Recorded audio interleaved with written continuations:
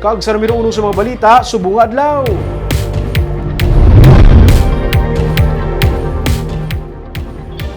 Sa Sipalay City, 2 ka tuig nga bata patay matapos malumos sa balde.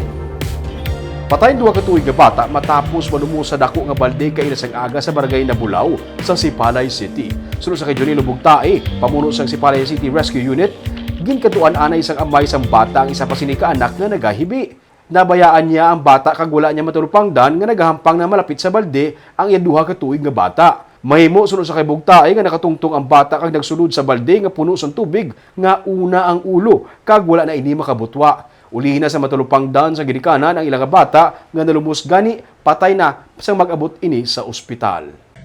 Ang ining bata nga 2 years old nga si Jen Kairin, daw may mangot pa ni siya pag daw nagidi ang motong katuan sang tatay.